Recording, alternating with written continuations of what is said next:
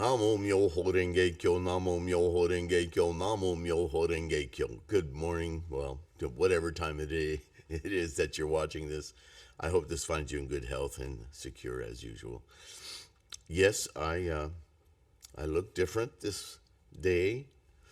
My little puppy had a time of it, looking at me and not being too sure till she heard me talk to her for a little while, and then she caught on. But she's never seen me without the beard, so it was kind of funny to watch her struggle with my different appearance. Anyway, Namo Myoho Renge Kyo. We are going to finish up the Lotus Sutra proper, the last part of the 28th chapter of the Leon Hurvitz translation of the Lotus Sutra. In this translation, he does not include the introductory chapter of the immeasurable meanings, nor the meditation on universal worthy or universal virtue, depending on the translation you read. Samantabhadra. I think it's lacking for that. The next two that I will read will be the reiteration, the revised, or what was the first one? I think it was in 76. What I based my early practice on was the Threefold Lotus teachings from this same school, and the Yishoku Sekai International. And they have, the authors have greatly revised, modernized, if you will, that same text. So we'll reread that. It'll be interesting to compare that to my early playlist of Lotus lectures, which that was my cornerstone, even though I used 3 or 4 other translations, including H. Kearns, in that series. So I was investigating more translations at that time also.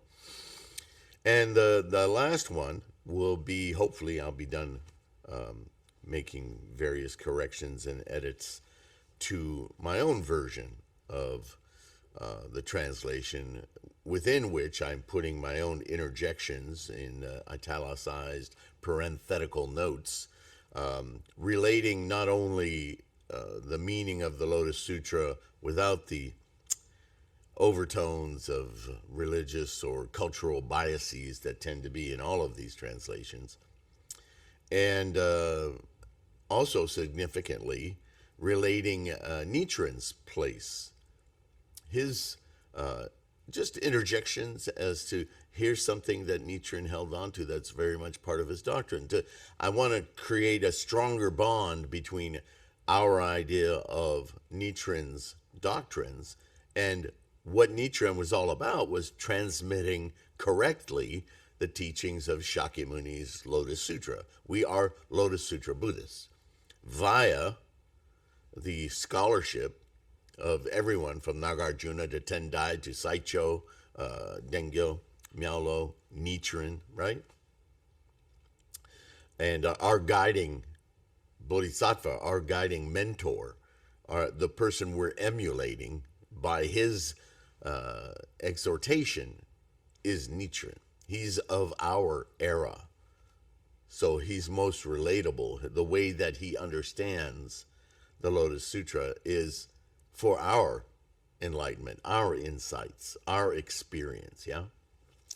So, with all of that said, there is, just within the first couple of sentences here, what was it? We came to thus come one within Jampudvipa will broadly propagate it and cause it never to perish. Then the next paragraph, at that time Shakyamuni Buddha uttered praise, saying, "Excellent, excellent, O universal worthy, you are able to protect this teaching to afford comfort and advantage to many beings." We've heard this word advantage used several times throughout this translation, and I think I very much like it, because for me, advantage really drives home the point that you're the one accomplishing Buddhahood. It's not being offered to you. It's not being given to you. It's not being, do you understand? It's not like you buy an e-ticket ride and you get to experience Buddhahood. No. It's your work, your diligence, your effort, your commitment. Because it's your mind. And Buddhahood will manifest in accord with your mind. And if Universal Worthy has anything, this last chapter has any final reminder, is that this personage of Bodhisattva Universal Worthy is that facility in all of us that can take what our apparatus, our functioning apparatus is, our karmic freight train, as I've called it many times, which is very similar to, but also distinctly different from everyone else's freight train. And with our personal commitment, enlightenment, insights, access this universal Buddha in whatever particular little web of thoughts and consciousness we need to instantiate it. Right? This is his last statement here before I started today. I will now guard and protect this teaching after the extinction of the thus come one within Jambudvipa, the whole cosmos or the whole world or all the realms, however you want to interpret Jambudvipa. I will broadly propagate it and cause it never to perish. The I there isn't a person. The I there is the ability in each sentient mind to be able to do so, particular to that sentient mind. That's the only I reference that makes sense in that sentence. Does that make sense to you? He goes on, having already achieved merit beyond reckoning and discussion, with deep and great goodwill and compassion from the distant past until now, launching the thought of Anuttara Samyak Sambodhai, you are able to take this vow of supernatural penetration throughout time, yeah? So that's not a person, that's a faculty. To guard and protect this teaching, I, by resort to my power of supernatural penetration, will guard and protect whoever can accept and keep the name of Bodhisattva Universal Worthy. So Shakyamuni Buddha also recommits to making Buddha accessible to all who would invoke it, who would commit to it, whether it's via this Bodhisattva or this faculty of knowing, right? O Universal Worthy, if there is anyone who can receive and keep, read and recite, recall properly, cultivate and practice, and copy this Myoho Rengekyo, be it known that that person has been Shakyamuni Buddha, has seen Shakyamuni Buddha, that he might have heard this scriptural canon from the Buddha's mouth. In other words, there's no difference.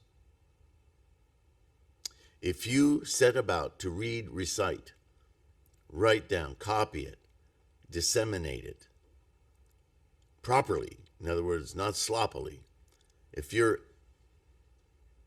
dedication is driven by discipline, dignity, accuracy, then it's just like you're talking to Shakyamuni Buddha, because the Buddha that you're awakening in your mind is no different.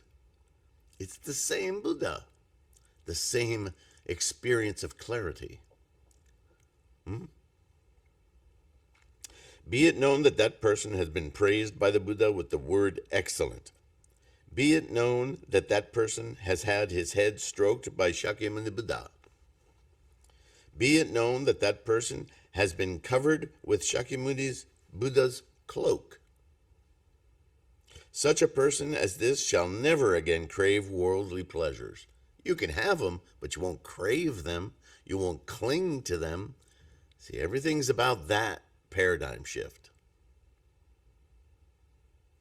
Shall never again be fond of the classical books or the manuscripts of the external paths. Shall also take no pleasure in approaching with familiarity persons associated with these things, or other wicked ones, be they butchers, or those who raise pigs, sheep, fowl, and dogs, or hunters, or those who advertise and sell female flesh, right? Denigrating things. Because women have same sentient minds as you, and male or female sentient minds are the same. So turning females into owned properties is no different than turning a man into a slave, yeah? Or a sexual property or whatever. You understand? It's denigrating. Buddhism is about dignity, all forms of life, all life. That man's thought and mind shall be straightforward and honest. How could it be otherwise? He shall have right recall. He shall have the power of merit. That man shall not be tormented by the three poisons, nor shall he be tormented by envy, pride, conceit, or haughtiness. That man's desires shall be slight, and he shall know satisfaction. See, it doesn't keep you from being satisfied. It just means that you don't have to cling or crave or have, controlling desires and attachments in order to conversely feel accomplished or be satiated. Right? That's just the false dichotomy of samsara. He shall be able to cultivate the conduct of universal worthy.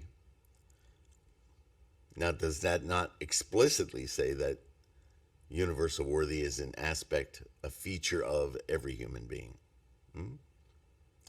O universally worthy, after the extinction of the thus come one, in the last 500 years, if then there is a person who sees one that receives and keeps this Myoho Renge Kyo teaching, he is to think, quote, before long, this person shall arrive at the platform of the path. He shall smash Mara's hosts. He shall attain Anuttara Samyak Sambodhai. He shall turn the wheel of the Dharma. He shall beat the drum of the Dharma. He shall blow the conch of the Dharma. He shall precipitate the rain of the Dharma. He shall sit amid a great multitude of realms of influence and men on a lion throne of the Dharma, O universal worthy. If anyone in the latter age accepts, keeps, reads, recites this scriptural canon, that person shall never again want for clothing, bedding, food, drink, or for the things that support life. His wishes shall not be in vain. He shall also, in the present age, gain his happy recompense, rewards. If there is a man who utters words of disparagement, you are nothing but a madman, quote unquote. In vain are you performing these practices, quote unquote. You shall never get anything for them, quote unquote. The retribution for errors such as this shall be that from age to age he shall have no eyes. Well, he'll never be able to see, however you want to take that, literally or hyperbole, yeah? If there is anyone who makes offerings and gives praise in this very age, he shall get his present reward. If again one sees a person receiving and holding this teaching, then utters its faults and its evils, be they fact or not fact, that person in the present age shall get white leprosy. In other words, not a good idea to put down somebody who's promoting this kind of dignity and self-enlightenment. You're going to bring upon yourself, by the repercussions of your own karma, the worst possible results. And you're doing it to yourself. If anyone makes light of it or laughs at it, from age to age his teeth shall be far apart and decayed. He shall have ugly lips and a flat nose. His arms and legs shall be crooked. His eyes shall be pointed, and the pupils out of symmetry. His body shall stink. He shall have sores running pus and blood. Ugh. His belly shall be watery and his breath short. In brief, he shall have all manner of evil and grave ailments. For this reason, O universally worthy, if you should see one who accepts and keeps this scriptural canon, you must arise and greet him from a distance. You must behave as though you were paying homage to a Buddha or the Buddha. So this goes back to something you've heard me suggest, that when we meet total strangers, anyone we encounter, our first thought should be, here's a potential Anuttara Samyak Sambodhai. Here's somebody with the potential for complete, full enlightenment. Could happen in the next moment, could happen in the next 10 years, but it's like, it's there waiting to happen. And with that kind of honor, respect, greet those who you encounter. If you are pursuing the Bodhisattva path completely, with the kind of instruction that this Lotus Sutra provides, then this must be your attitude 24/7. Even if the person that comes to you can barely speak correctly, right? In disheveled clothing. Maybe they're homeless. Doesn't matter. That's all samsaric physical properties. Their mind, still the mind. And within that mind, the capacity for Anuttara Samyak Sambodhai, right there. It may be more difficult for them to attain it. It might be easier. You don't know. All you do know for certain is if they start upon the path, if they understand Myoho Renge Kyo, if they chant Namu Myoho Renge Kyo, they are certain to get there. When? That's up to them. That's their karmic freight train. When this chapter of the encouragement of universally worthy was preached, incalculable, limitless bodhisattvas, equal in number to the sands of the river Ganges, attained the dharani that can be turned to 100,000 myriads of millions of uses, and bodhisattvas equal number to the fine grains in the 1,000,000,000-fold world, perfected the path of universally worthy. The path of universally worthy. Again, that aspect of our potential, all of us. When the Buddha had preached this scripture, universally worthy and the other bodhisattvas, Shariputra and the other voice hearers, and the realms of influence, dragons, humans, non-humans, in short, the whole great assembly, were all overjoyed, and accepting and keeping the Buddha's word, they did obeisance, and they departed. So, that's it.